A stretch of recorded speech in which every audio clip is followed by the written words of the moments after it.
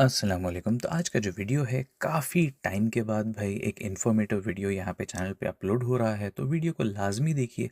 अगर आप कबूतरों की ब्रीडिंग के हवाले से कुछ जानकारी हासिल करना चाहते हैं या फिर आपके घर पे भी बहुत सारी भाई ब्रीड होती है, आपने काफ़ी ज़्यादा जोड़े रखे हुए हैं, सारे जोड़े भाई आपके पास अंडे देते हैं और अल्हम्दुलिल्लाह आपके पास ये सारे बच्चे भी निकलते हैं, लेकिन कुछ ही दिनों में छोटी सी उम्र में ही 1 हफ्ते या 2 हफ्ते की एज में वो बच्चे भाई मर जाते हैं।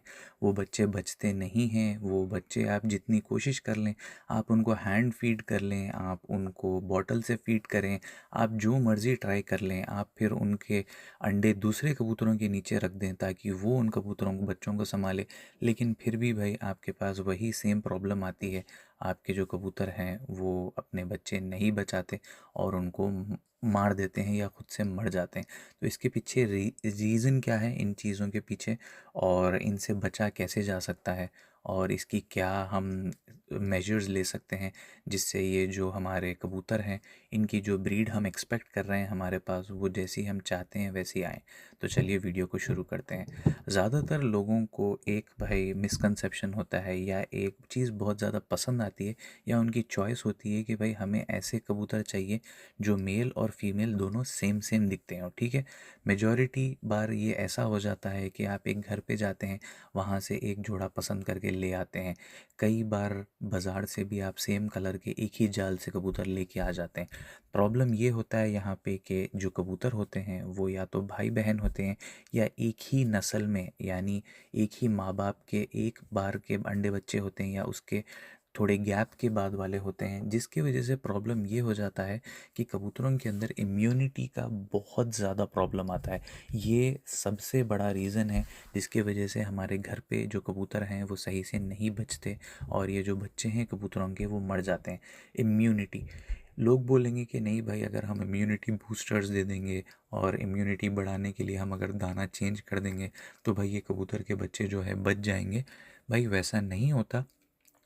20% या 10% आप चांस है कि कबूतर आपका बचे, बट 80 to 90% फिर से आपका वही चांस है कि आपके जो कबूतर के बच्चे हैं वो सरवाइव नहीं कर पाएंगे और वो बच्चे भाई ज़रूर मर जाएंगे।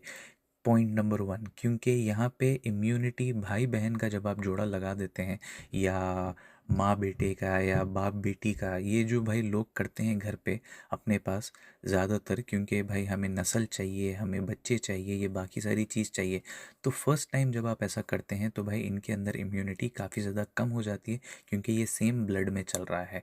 जब आप इसको सेकेंड टाइम या थर्ड टाइम जब आप एक्सपेरिमेंट करते हैं ये सेम चीज़ के ऊपर, या आप इस जोड़े का लगाए हुए बच्चे को फिर किसी इसी तरीके के जोड़े लगाए हुए बच्चे के साथ पेयर करते हैं और ये वाला जो पेयर है आपके घर पे जब आ जाता है, तो भाई जब इनके बच्चे होते हैं इनमें तो भाई इम्यूनिटी बहुत ही ज़्यादा कम हो जाती है, जिसकी वजह से कबूतर के बच्चे जो हैं वो सरवाइव नहीं कर पाते।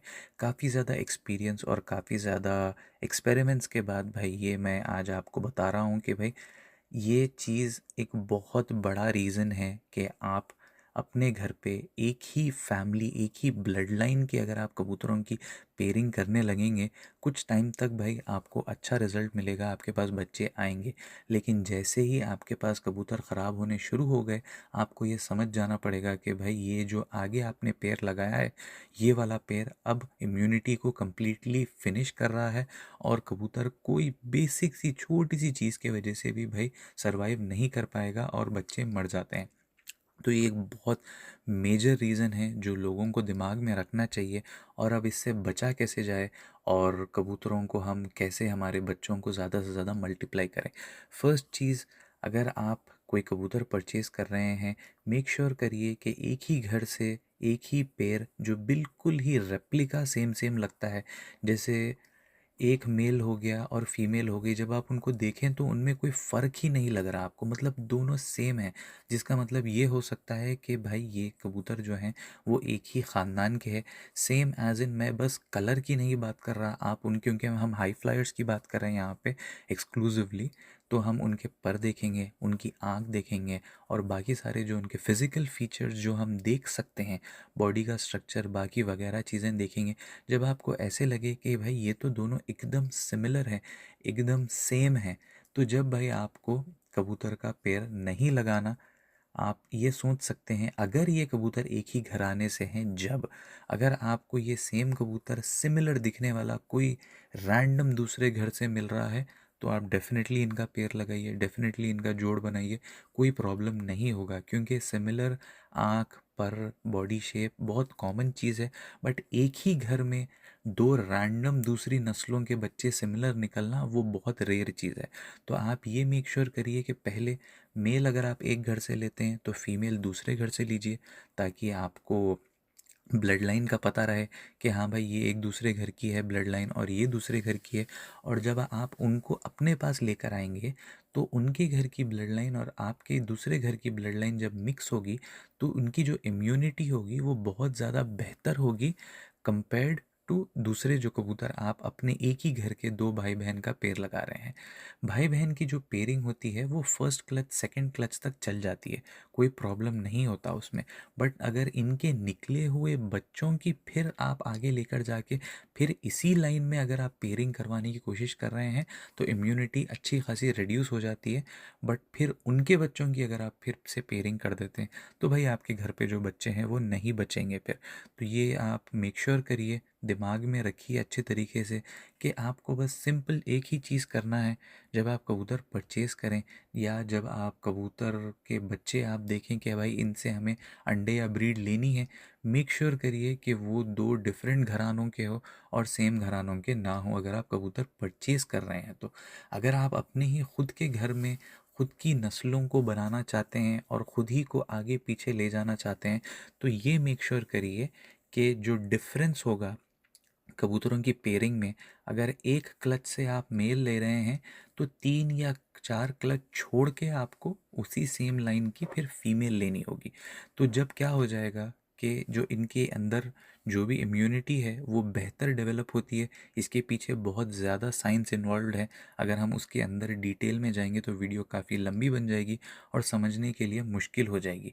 सिंपल यही है, अगर आपको फिर भी अपने घर पे अपनी ही नस्ल को बहुत आगे लेके जाना है, कबूतर में ही कबूतर अपने ही घर के मिलाने हैं, तो ये मेक श्योर करिए कि अगर आप एक क्लच एक बच्चों के सेट में से अगर आप मेल चूज़ कर रहे हैं तो 2 या 3 क्लच उसके बाद बच्चे ज़ाया जाने दीजिए, उनसे कुछ मत मिलाइए।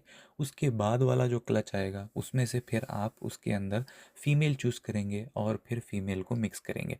तो थोड़ा सा वक्फ़ा देंगे बीच में, इमीडिएट भाई बहन को आप पेयर नहीं करेंगे, ना ही उनके इमीडिएट बाद वाले क्लच के साथ इनको पेयर करेंगे। कुछ थोड़ा सा बीच में जो है आपको गैप देना पड़ेगा बच्चों में पेयरिंग के लिए। इसके बाद जब आप पेयरिंग करेंगे तो इंशाल्लाह आपके पास थोड़ा सा बेहतर हो जाएगा रिज़ल्ट। 100% जो है आपको सर्वाइवल रेट मिलना मुश्किल है, लेकिन फिर भी कंप्लीटली जो बच्चे हैं वो बड़े तो होंगे, बस छोटे उम्र में मरने का जो इनके अंदर जो इशू है वो भाई यहाँ पे ख़त्म हो जाएगा। तो इतना ही था वीडियो के लिए। वीडियो देखने के लिए बहुत बहुत शुक्रिया। मैं माज़रत चाहता हूँ कि काफ़ी ज़्यादा टाइम से भाई ऐसी इन्फॉर्मेटिव वीडियोस नहीं आई थी। इनके पीछे टाइम ज़्यादा लग जाता है। सेकंड चीज़, एक बहुत सोफिस्टिकेटेड और अच्छी टॉपिक ढूंढनी पड़ती है पहले, जिसके ऊपर हम वीडियो बनाएंगे। तो इंशाल्लाह कोशिश करेंगे, और भी 3-4 मेरे पास टॉपिक्स अब रेडी है, बस इनको रिकॉर्ड करेंगे और आपके साथ शेयर कर देंगे। तो वीडियो देखने के लिए बहुत बहुत शुक्रिया। चैनल पे न्यू है तो लाजमी सब्सक्राइब कर दीजिए।